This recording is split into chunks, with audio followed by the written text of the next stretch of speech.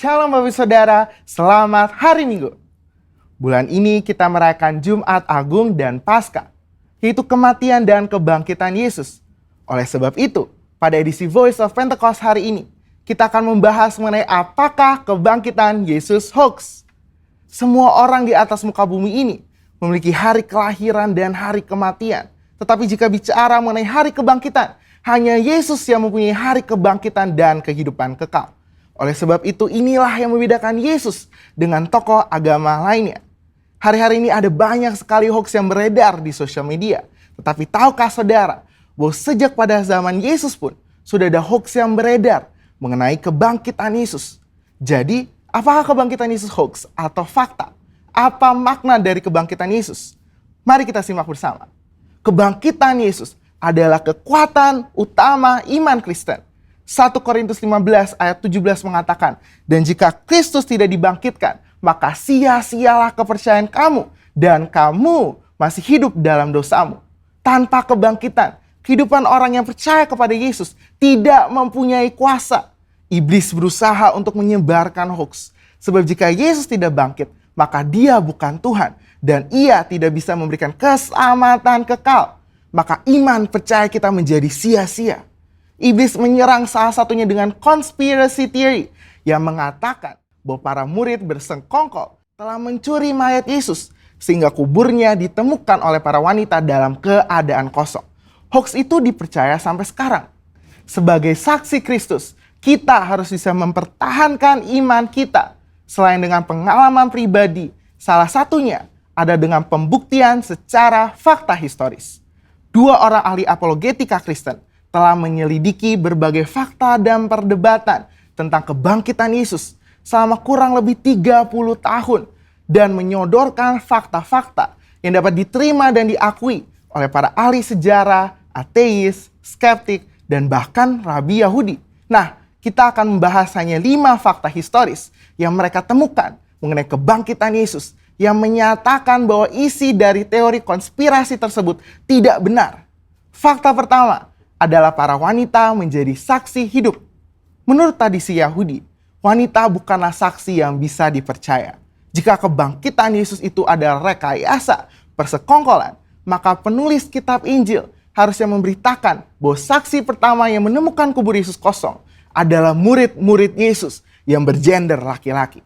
Markus menulis apa adanya, bahwa memang para wanita lah yang pertama kali menemukan kubur Yesus kosong. Fakta kedua adalah kubur Yesus dijaga ketat oleh para prajurit. Bagaimana mungkin prajurit Romawi yang menjaga kubur Yesus bisa terlelap tidur dan tidak melihat murid-murid mencuri jasad Yesus? Matius 27 ayat 62 sampai 66 menyatakan prajurit Romawi telah menjaga kubur Yesus ketat, bahkan kubur itu dimeterai. Fakta ketiga adalah imam-imam kepala justru merekayasa kebohongan untuk menutupi fakta bahwa Yesus bangkit. Maka imam-imam kepala menyuruh para penjaga membuat cerita bahwa murid-murid Yesus telah mencuri jasad Yesus. Ini membuktikan bahwa imam-imam kepala tidak menyangkali bahwa kubur itu kosong karena Yesus bangkit. Fakta keempat adalah murid-murid Yesus sedang dalam kondisi ketakutan. Bagaimana mungkin murid-murid yang sedang dalam ketakutan dan hilang pengharapan namun berani mencuri jasad Yesus? Justru mereka sedang menanti-nantikan apakah betul yang dikatakan Yesus bahwa ia akan bangkit di hari ketiga.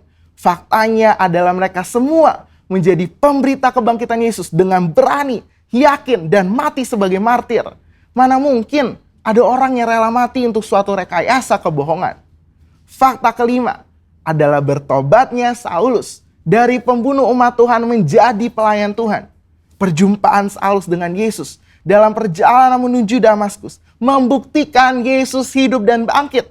Sehingga Saulus yang menganiaya dan membunuh orang Kristen bertobat menjadi Paulus yang rela memberitakan Injil. Sekalipun dianiaya, dipenjara, dan ditindas, akhirnya mati sebagai martir. Sebenarnya masih banyak lagi fakta mengenai kebangkitan. Namun hanya dengan 5 fakta yang kita bahas sudah cukup mengkonfirmasi dan membuktikan bahwa Tuhan Yesus itu benar-benar bangkit. Justru teori konspirasi pencurian mayat Yesus oleh murid-murid itulah yang hoax. Jadi fakta bahwa Yesus telah bangkit dari kematian membuktikan bahwa Dia adalah Tuhan. Dan apa saja yang dikatakannya di dalam Alkitab adalah mutlak benar. Kuasa, kehidupan, dan kekekalan hanya ada di dalam Dia. Dan ini memberikan pengharapan bahwa kita yang ikut mati di dalam Kristus akan dibangkitkan di dalam kebangkitannya. Sebab Dia hidup ada hari esok yang penuh harapan. Dan kita pun memperoleh hidup yang kekal serta segala kelimpahannya. Saudara, untuk penjelasan lebih lengkapnya dari tim teologi kami, jangan lupa buka linknya ada di atas atau scan QR Code yang tersedia. Salam integritas, Tuhan Yesus memberkati.